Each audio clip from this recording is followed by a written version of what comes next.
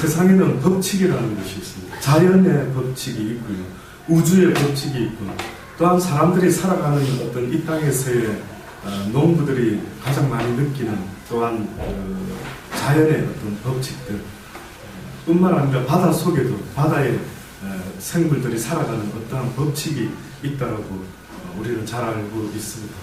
하나님께서 천지를 창조하신 이후에 뭐라고 선포하셨느냐면 모든 피조세계가 나의 영광, 나의 뜻, 나의 생각을 나타내는도다 라고 생각을 하고 계시는 것 같습니다. 그래서 시편 기자는 말하기를 낮은 날에게 말하고 밤은 밤에게도 말을 하고 모든 태양과 모든 피조세계가 만군의 여호와 하나님 자신을 지은 하나님을 찬양하고 있는 것을 보는도다 라고 그렇게 말하고 있는 것입니다.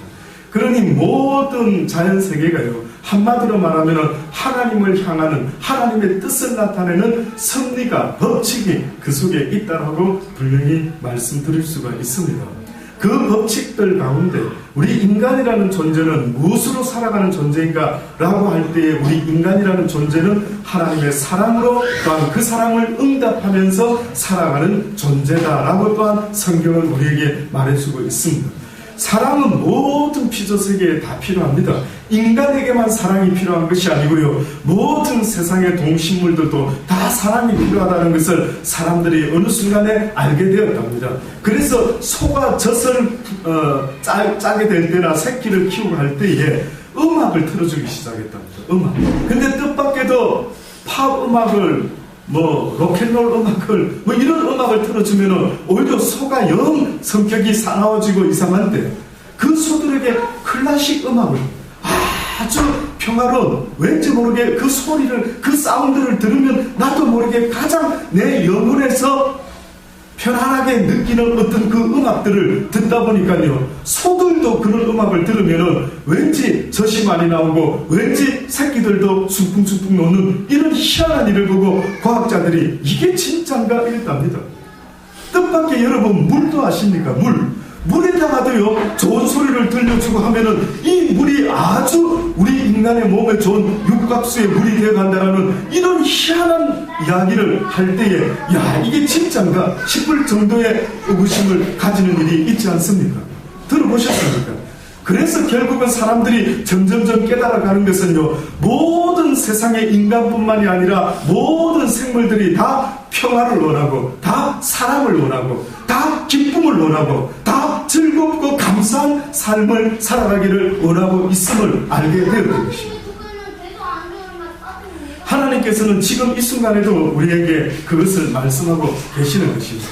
그런데 이 땅에서 하나님께 나아가는 어떠한 삶의 모습의 조건들은요, 뜻밖에도 이 땅의 육신의 삶이 우리의 앞에서의 삶이 죽어지지 아니하면은 결단코 하나님의 사랑의 삶을 살아갈 수가 없다라고 하는 한 숙제를 우리에게 주고 계시는 것입니다.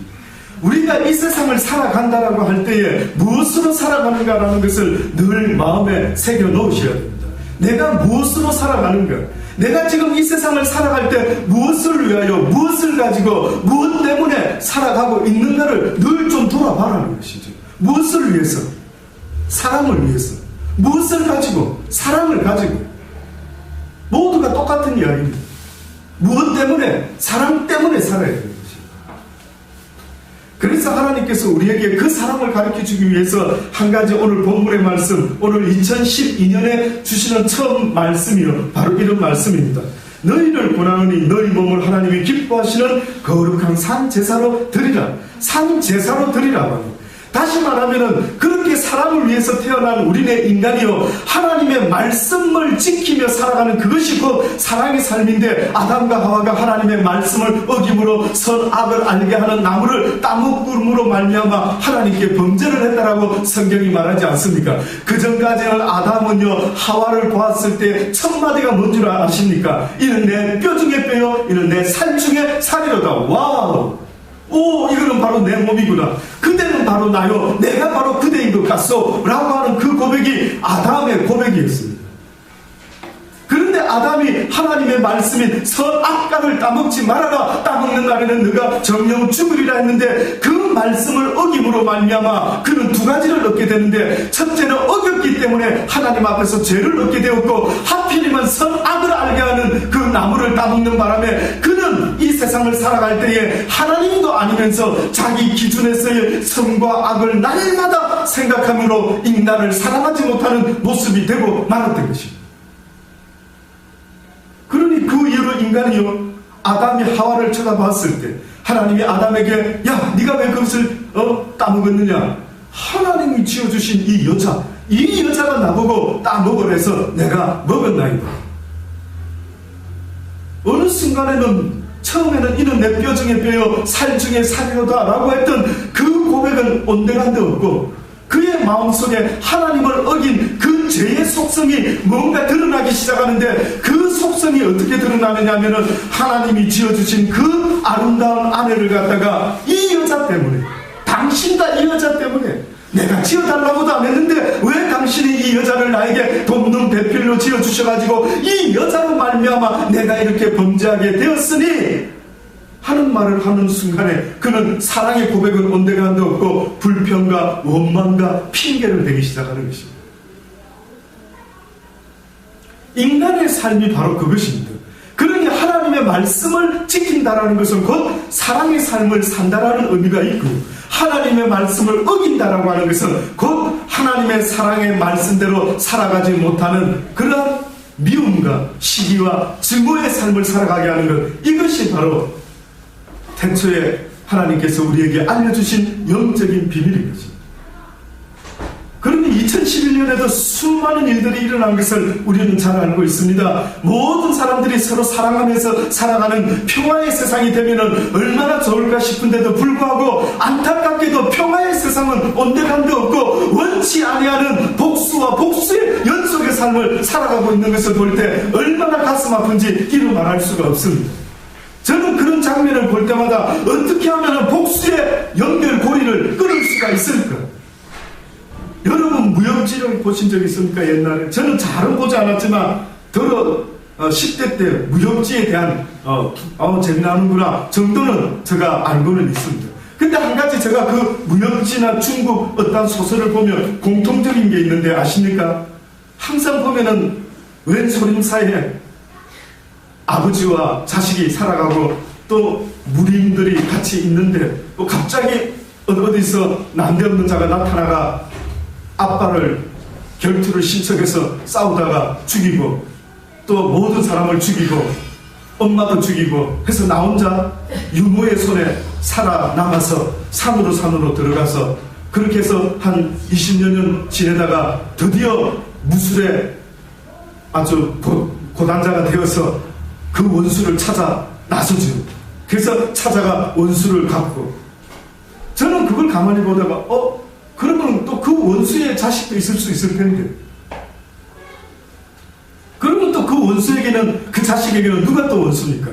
이 사람이 또 원수가 되고, 또 그렇게 하면 계속해서 만약에 자식을 놓고 살아가는 상황이 있다라고 한다면 또 그 자식에게는 그 누군가가 그 애비의 원수가 되어서 가만히 보면 이거는 전부 다 스스로 망하기로 작정한 인생들 같이 살아가는 모습이 느껴지더라고요. 스스로 죽으려고 작정하면서 살아가는 인간의 모습이 바로 그 중국 무협지 같은 데서 나타나는 복수의 삶이 아닐까라는 생각이 들더라고요. 그래서 예수 그리스도라는 분께서 이 땅에 오셔서 너희의 그 시기와 질투와 미움과 복수의 삶을 끊어내고 이제는 하나님께서 너희들에게 가르쳐 주시기를 원하는 그 사랑의 삶을 배울 수 있기를 원합니다. 인생에게 하나님이 가르쳐 주기를 원하는 서브젝이 있다면 그것은 바로 사랑인 것입니다. 이 사랑만큼은 또 말하고 몇십 년을 배워도 다 배울 수 없을 만큼 신비한 서브젝이 있는데 그것이 바로 사랑이라고 하는 것입니다. 여러분 잊지 마십시오. 내가 물질을 가지면 좋을 것도 같지만 내 마음에 사랑을 가질 수만 있다면 그 인생은 얼마나 복된 인생인 줄 이루 말할 수가 없는 것입니다. 사랑이 이긴다는 것입니다. 사랑이 세상을 이긴답니다. 사랑이 미움을 이긴답니다. 사랑이 죽음까지도 이긴다라고 성경은 우리에게 말씀해 주고 있는 것입니다. 왜 사랑의 가치를 좀 더 깊이 생각해 보시지 않습니까? 그 사랑이 없기 때문에 오늘 이 시대도 망해가고 있는 것 아닙니까? 원자탄으로 망한다, 무엇으로 망한다, 무엇으로, 모든 이야기의 근본적인 문제는 인간의 삶 가운데 사랑 없음으로 망해가고 있다라고 저는 분명히 그렇게 생각합니다.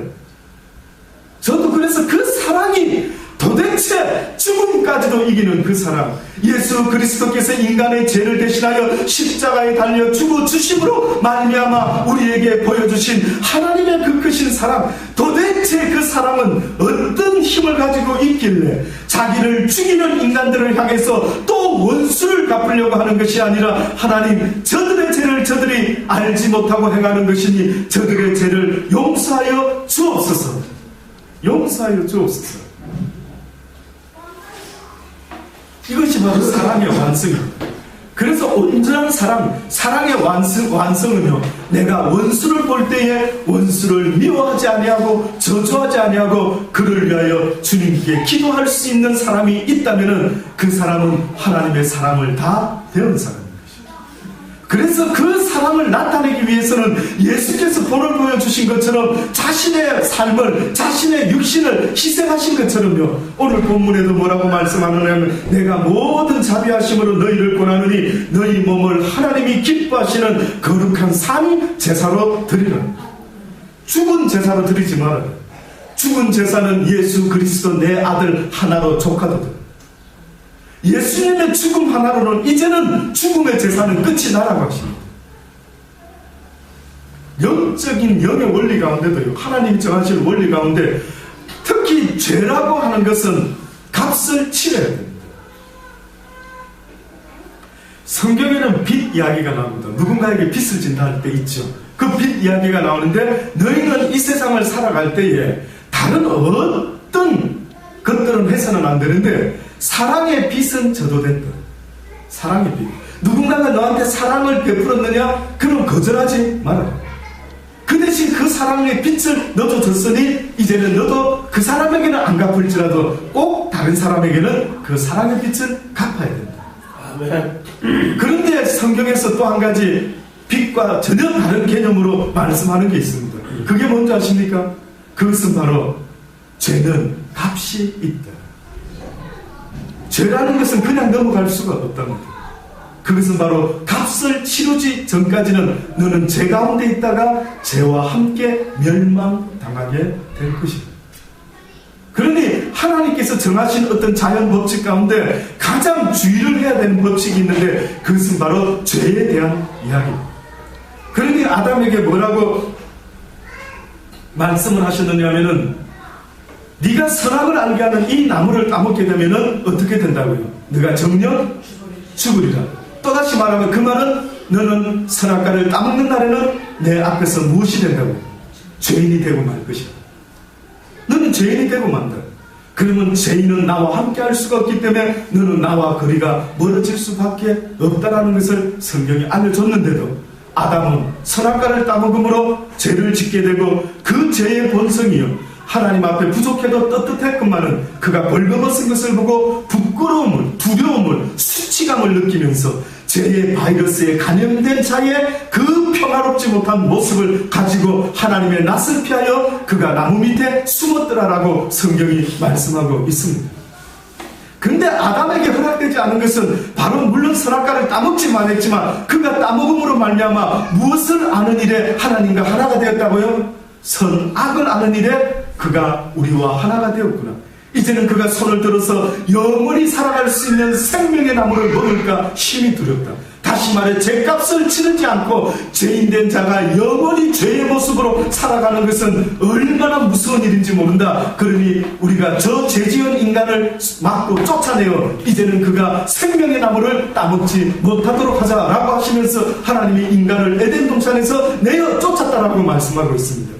하나님이 그 상황 속에서도 염려하셨던 것은 죄인된 그 모습으로 말미암아 회개치 못하고 영원히 죄인된 모습으로 살아가게 될까봐 하나님은 그것도 또한 두려우셨던 거예요. 그래서 인간이 그 이후로부터요 하나님을 떠나서 살아가는데 하지 말아야 되는 것이 있는데 그것은 바로 선과 악을 구별하는 분별하는 일은 우리의 몫이 아니라고 성경은 알려주고 있는 거죠. 너희는 선과 악을 분별하기가 어렵다. 왜냐하면 선과 악의 주권자는 누구시라? 하나님이시다. 하나님이 이것을 옳다 하면 이것은 선이 되는 것입니다. 하나님이 이것이 나쁘다면 이것이 악이 되는 것입니다. 하나님이 베드로에게 네 발 달린 짐승 가운데 발꼬락이 있고 되새김질을 하지 못하는 이런 짐승들은 더러운 것이니 너희가 먹지를 말아라. 누가 정했습니까? 하나님이 정하셨으면 이것은 악일까요? 선일까요? 선이죠. 그런데 어느 날 베드로에게 뭐라고 말씀합니까?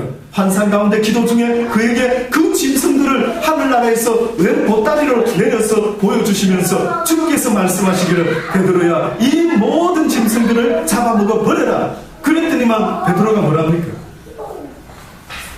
나는 할 수 없습니다. 당신이 나한테 가르쳐주기를 이 더러운 것들을 먹지 말아라 해서 나는 지금까지 안 먹고 살아오는데 왜 갑자기 또 먹으라고 말씀하십니까? 그때 하나님이 뭐라고 말씀하셨는지 아십니까? 내가 먹으라고 하는데 네가 어찌하여, 내가 깨끗게 했다라고 하는데 네가 어찌하여 거절하느냐? 이게 뭡니까? 그러면 이게 무슨 말입니까? 되고 안 되고는 누구 손에 달려있다고요? 하나님 손에 달려있어요. 잊지 마십시오. 이것이 되고 저것이 되지 않는 모든 기준은 사실은 하나님의 손에 달려있는 것입니다. 그러니 율법을 통해서 죄가 무엇인지 깨닫게 되고 그 율법을 통해서 나의 한계를 깨달음으로 내가 이룰 수 있는 것, 내가 판단할 수 있는 그 어떤 것도 없음을 깨닫습니다라고 하므로 주님 앞에 전적으로 의지함으로 나아가기로 결심하고 나가게 되는 것, 이것이 바로 율법을 잘 배운 자요 그를 가르쳐서 율법 아래 태어난 자라고 했지만 이제는 율법에서 벗어나서 은혜의 법으로 다시 바뀌어져야만 한다라고 성경이 우리에게 말씀하고 있는 것입니다. 하나님이 죄 지은 자를 죄 있다 한다면 그것은 죄인이지만 하나님이 용서하겠다라고 작정하시게 되면 그것은 바로 용서받은 죄인이 될 수가 있기 때문에 그 누구도 그 사람을 정죄치 못하고 참수하지 못하도록 되어 있는 것입니다. 그러니 저와 여러분이 이 세상 살아가면서 내 마음에 미운 자가 있을 수 있고 내 스타일이 아닌 사람이 있을 수 있고 전혀 정말 저런 인간이 왜 태어났지라고 하는 그 모든 것에 대한 판단도 내가 해야 되는 몫이 아니라 누가 하셔야만 한다고요? 하나님이 하셔요. 인간들이 스스로의 판단이 옳다라고 생각하고 빛나더니 나의 적이다 하고 이라크가 나의 적이다라고 하는 그 모든 기준은 어떻게 보면 인간이 한다라고 하지만 그 배후에 악한 사단이 우리로 하여금 날마다 심판하게 하고 날마다 정죄하게 만들고 날마다 미워하게 만들므로 이 세상을 살아갈 때에 사랑 없는 불쌍한 삶을 살아가게 하기 위함이라는 것을 꼭 잊지 마시기 바랍니다. 그러니 너의 몸을 이제는 죽은 제물로 내어놓지 말고 무슨 제물로 내라고요? 산 제물로. 그 말은 무슨 말인지 아십니까? 이제는 죽어서 죗값을 치르지 말고 어떻게 해요? 살아서 죗값을 치르. 이제는 너희가 정녕 나 예수를 믿노라 하고 교회 다니고 기독교인이 되었다라고 하는 것은 이제는 살아서 나의 제물이 되었다. 살아서 나의 영광을 나타내어 다오, 살아서 너의 죗값을 치러 다오라고 하는 그런 하나님의 부탁이 있으십니다.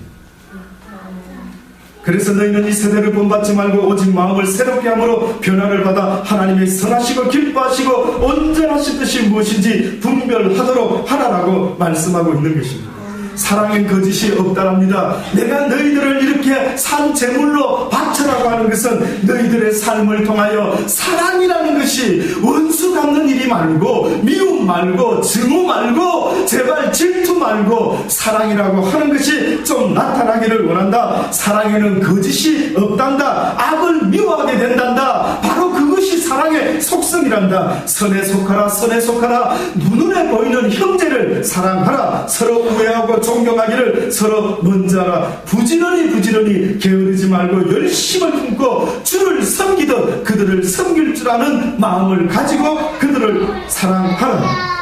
소망 중에 즐거워하라. 환난 중에 참아라. 기도에 항상 힘을 쓰라. 어려운 성도들의 쓸 것은 늘 공급하며 손 대접하기를 힘쓰라라고 했습니다. 아멘. A라고 하는 동네가 있습니다.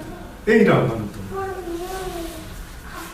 이 동네에서는요, 전부 다가 악하게만 살아가는 동네가 있습니다. 이들은 선을 배운 적이 없습니다. 그래서 이 동네에서는요, 날마다 살아가면서 있어지는 것은요, 자기 것을 챙기고 옆에 것을 시기하고 어떻게 하면 저 인간 걸 더 뺏어올 수 있을까, 이것이 상식적인 사회입니다. 이 A라고 하는 동네는요, 바로 그런 생활이 상식입니다. 그래서 누가 가다가 쓰러지면 옳지, 꽉 밟아줘야지, 뭐 이렇게 하면서 계속해서 나 외에 어떤 인간이 잘 되는 것을 도무지 볼 수 없는 어떤 A라고 하는 마을이 있었어요. 근데 B라고 하는 마을이 있었는데요, 이 마을은 너무너무 한마디로 말해서 가난한 자도 부한 자도 없듯이, 부한 자는 가난한 자를 돌아봐주고 강한 자는 약한 자를 돌아봐주고 하는 그런 희한한, 그래서 늘 웃음이 끊이지 않는 B라고 하는 마을이 있답니다. 이것을 다르게 말씀드리면, 어떤 분이요, 전에도 말씀드린 대로 꿈을 꿨는데 지옥과 천국에 가보니까 똑같이 만찬이 차려져 있는데 보니까 한 가지 다른 점이 있더랍니다. 똑같은 수저, 아주 긴 수저가 특징이었는데 그 긴 수저를 가지고 지옥의 사람, 천국의 사람들이 밥을 먹는데 보니까 지옥 밥을 퍼가지고 전부 자기 입에다가 잡아 넣으려고 하는 거예요. 그랬더니만 그 스푼이 너무 기니까 어떻게 됩니까? 입에 들어오는 것보다 떨어지는 게 더 많죠. 아주 밥상이 완전히 막 지저분해지기 시작합니다. 그런데 천국에 가보니까 어떻게 하고 있다고요? 밥을 퍼서 서로 먹여주고 있어요. 그랬더니만 천국에서는 웃음이 끊이지 않는 것입니다. 늘 그냥 웃음 꽃다리가 나오고 늘 그냥 화기애애한 모습이 나타나는 것입니다. 바로 이 B라고 하는 동네가 그랬던 모양입니다. 그런데 어느 날 A라고 하는 동네의 사람이요, B라고 하는 동네로 이사를 갔습니다. 한 사람, 한 가정이. 그 다음에 B라고 하는 이 좋은 동네 살던 한 가정이 A라고 하는 동네로 이사를 갔습니다. 근데 신기한 일이 벌어졌습니다. 얼마 전까지 B였던 이 마을에 A에서 온 사람이 이곳에서 살면서 고식으로 고대로 하기 시작하는 거예요. 그랬더니만 이 B라는 곳에 있는 사람들이 그전에는 우리가 도와주면은 다들 서로 도와주려고 했는데 어느 순간부터 어떤 한 가정이 이사를 와가지고 보니까 그 사람을 도와줬더니만 더 도와달라 그러고 더 뭐 가지려고 애를 쓰고 전혀 분위기가 다른 겁니다. 그러다 보니 손해보는 일이 생기고 그러다 보니 어렵고 힘든 일이 막 생기니까요, 이 B에 있는 동네 사람들이 A라고 하는 이 사람을 카피뜨기 시작하고 모방하기 시작합니다. 그래? 나도 질 수 없지. 그래? 네가 그런다면 나도 그렇게 하겠어. 뭐 이러면서 어느 한순간에 B라고 하는 마을이요, 갑자기 A의 마을과 비스듬하니 돼버리고 말았던 것입니다. 그런데 이 B에서 이사를 갔던 사람이 A라고 하는 이 마을에서 살아가는데 보니까 그 전에 자기가 살던 방법이 아닌 거예요. 이거는 아닌데, 이렇게 살아서는 안 되는데 하는 마음을 가지고 이 B에서 이사온 이 가정에서요, 그대로 또 행동으로 옮기기 시작했던 거예요. 그랬더니 A라고 하는 마을의 사람들이 B를 봅니다. 이상하다. 저 사람은 오리를 가져 했더니만 신리를 가지고, 저 사람에게 겉옷을 달려고 했더니만 속옷까지도 주고, 한쪽 뺨을 때렸는데 때리고 싶으면 또 때려 말하고 기꺼이 자기의 한쪽 뺨을 대는 이런 희한한 B에서 온 사람의 모습을 보고 A라는 사람들이, A의 마을 사람들이 생각이 바뀌기 시작했던 거지. 그렇게 살아서는 안 되는구나. 그렇게 살아서는 안 되는구나. 저 사람의 저 모습이 참으로 평화롭고 참으로 마음에 그 세상이 줄 수 없는 어떤 기쁨이 있는 거구나 라는 것을 깨닫고 A라고 하는 마을 사람들이 점점점 B에서 이사온 사람과 같은 모습으로 살아가기 시작했다고. 저는 어떻게 보면 우리 기독교인이 이 세상을 살아간다는 모습은요, 꼭 이렇게 B라고 하는 마을에서 이사와서 또다시 그 사랑의 삶을 이 땅에 다시 전파시키는 그 삶의 모습, 이것이 바로 기독교인의 삶의 이유가 있다라고 저는 믿습니다. 그렇게 변화되어져야 됩니다. 비가 오는 어느 재판소에서 두 사람이 나오고 있습니다. 한 사람은 경찰이었고 또 다른 한 사람은 재수였습니다. 경찰이 자기 외투를 벗어서 죄수에게 입혀줍니다. 그 광경을 경찰서장이 보게 됩니다. 그 다음날 경찰서장이 그 죄수한테 외투를 입혀준 그 경찰을 부릅니다. 자네 들어와봐. 그때 그 경찰이 속으로 이게 그걸 보셨나? 어제 무슨 내가 잘못한 것이 있었나? 하는 마음으로 들어옵니다. 그때 그 경찰서장이 그 경찰에게 말합니다.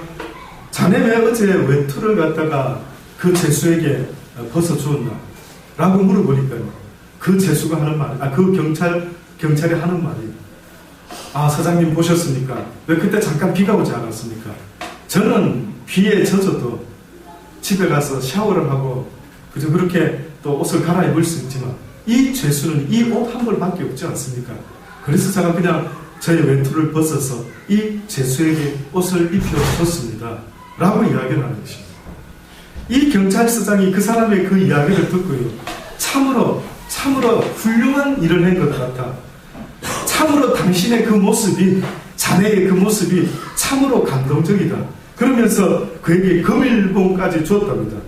그 외투를 입었던 그 죄수가요, 드디어 10년 복역을 마치고 가장 먼저 누구를 찾아갔느냐 하면은 바로 그 경찰을 찾아갔다.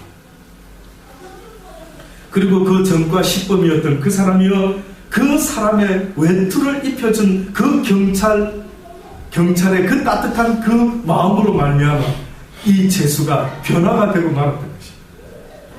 아무리 때로는 우리가 하나님 이야기로 사람을 바꿔낼 수 있을 것 같아 보이지만 하나님이 말하는 것은요, 너희가 말만 하면은 힘이 없다라는 것입니다. 사랑은 말만 하는 것은 아니다. 사랑이라는 것은 꼭 행동이 따라줘야 된다. 그런데 성경에 보면은 사랑이라는 것은 말로만 하는 것이 아니고 행동으로도 따라줘야 온전한 사랑의 모습이 되고 그것이 바로 사람을 변화시킬 수 있는 힘과 능력이 된다고 분명히 성경은 말하고 있는데, 그런데도 불구하고 바리새인과 율법학자들은 하나님을 아는 지식은 있었지만 그들은 결단코 그 말씀대로는 살지 않았던 외식하는 바리새인들이 되고 말았던 것입니다. 그래서 주님께서는 이 회칠한 무덤과 같은 자들아, 너희가 어찌하여 겉은 번지르하게 겉으로는 아주 멋진 말을 하면서 너희의 삶 속에는 전혀 사랑이 없는 삶을 살아가고 있느냐라고 나무라셨던 것입니다. 사랑은 능력입니다. 사랑 앞에 버틸 수 있는 세상에 그 어떤 사람도 성경은 없다라고 분명히 말씀하고 있는 것입니다. 변화되어야 됩니다. 저는 2012년도 여러분과 제가 더욱더 멋지게 변화되기를 간절히 바랍니다. 간절히 주의 이름으로 축원합니다. 그래서 여러분을 보는 주변의 사람들이 저 사람 어떻게 저럴 수 있어, 내가 알았던 그전에 그 사람이 아니구나라고 느끼면서, 저는 고등학교 때 고백한 것처럼 친구 영화에 나오는 그런 아이였습니다. 지는 거 어마어마하게 싫어했습니다. 나의 삶 속에서 내가 믿고 소신을 가지는 일에 있어서는 절대로 패배는 없다. 오직 승리만이 있다. 저는 학창시절에 그런 생각을 좀 갖고 있었던 모양이에요. 그래서 저는 공부도 져서는 안 되고 싸움도 져서는 안 된다라는 생각으로 얼마나 열심으로 애썼는지 모릅니다. 제가 지금 자갈치 시장에 저희 중학교 때 친구 하나 있습니다. 그 친구를 전도해 보려고 또 설립 예배 때도 데리고 오려고 하는데도 그게 참 잘 안 됩니다. 그런데 그 친구는 아직도 생각이 나면 저한테 전화도 합니다. 친구야 하면서 전화를 합니다. 어떻게 그 친구를 사귀었는지 아십니까? 그 친구가 중학교 때 빼짝 나서고 키도 작았는데 저는 중학교 때 반에서 1번이었습니다. 그런데 그 아이가 저희 친구 힘쓰는 아이들한테 어느 날 회수권을 빼앗기고 있더라고요. 야, 회수권 좀 내놔 하고 막 친구들이 아주 힘으로 완력으로 그 친구 회수권을 뺐더라고요. 근데 저 마음속에 저도 모르게 갑자기, 아니 무슨 갑자기 왜 같은 반 친구인데도 그렇게 뺏고 때리고 하지 해서 제가 저 친구들에게 그만해, 뭐 때문에 그 아이를 괴롭히지? 그 아이가 뭘 잘못했다고 자꾸만 그렇게 회수권 때문에 더 괴롭히고 또 괴롭혀 라고 하면서 제가 그 아이를 보호해줬던 적이 있습니다. 그 친구가 그 다음날부터 저보고요, 우리 집 안 갈래 하고 저를 자꾸만 데리고 어디 가려고 하는 거예요. 그래서 집에 가서 라면도 끓여주고, 그 친구가 지금까지 친구가 되었는데, 그 친구가 북한에 넘어다니는 HID라고 하는 특수부대까지 들어가가지고 키가 1m 80이 넘습니다. 언젠가 전도에서 한번 데리고 올 수만 있으면 한번 그 산 증인을 한번 봐보십시오. 그렇게 나중에는 그 누구도 건드릴 수 없는 강한 사람이 되었는데 항상 한 가지 아쉬운 게 있다면 그가 사랑을 제대로 배울 수 있었으면 좋을 뻔했는데 그 삶 속에 사랑을 못 배우다 보니까는 계속해서 목말라하며 힘들어하는 이야기를 만날 때마다 듣게 됩니다. 그렇구나. 내가 할 수만 있다면 이들에게 사랑을 가르쳐주지 않으면 결탄코 이들의 삶에 어떠한 감사도 기쁨도 변화도 일어날 수가 없는 것입니다. 힘으로 되는 세상이 아닌 것입니다. 오히려 그 힘을 이겨설 수 있는 그 사랑이 무엇인지를 우리가 배워야 된다는 사실을 꼭 잊지 마셔야 됩니다. 그 사랑을 배웠다라고 하는 것은 바로 변화가 일어나야만 합니다. 우리가 좋은 음식을 먹으면 건강이 나타나야 되는 것처럼 하나님의 진리의 말씀을 배웠다고 한다면 우리의 삶의 모습이 이제는 좀 바뀌어지기를 원합니다. 그래서 여러분 주변에 있는 사람들이 여러분을 볼 때마다 참으로 괜찮은 사람이다, 정한한 사람이야 어디 있겠는가 라고 할 정도로 모든 주변의 사람뿐만 아니라 하나님까지도 인정할 수 있는 그런 멋있는 사랑의 사람이 되어질 수 있기를 간절히 바라는 것입니다. 변화되기로 작정하시기 바랍니다. 한번 따라 하십시다. 변화되자. 사랑의 화신이 되자. 한번 사랑으로 변해보자는 거죠. 까짓거. 어차피 미움 아니면 사랑으로 살아가는 인생이라 한다면 까짓거 비록 적은 교회라 할지라도 가장 교회가 교회다울 수 있는 모습은 이 교회에 사랑이 있느냐 없느냐에 달려있는 것입니다. 오면은 뭐 다른 이야기를 하는 것이 아니라 오면은 사랑을 나타내기 위해서 무던히도 먼저 예수 믿은 우리가 본을 보여야만 하는 것입니다. 사랑으로 본을 보이고 사랑으로 섬기고 사랑으로 이들에게 나타내지 못하면 결단코 우리는 아무것도 아니라는 사실을 잊지 마셔야 됩니다. 사랑이 나타나야 됩니다. 그 사랑으로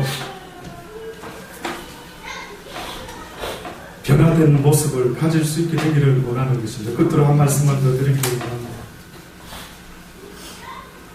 성경에 보면 삭개오라는 사람이 있습니다. 이 사람이 예수 그리스도를 만나고 나서 변화가 되었습니다.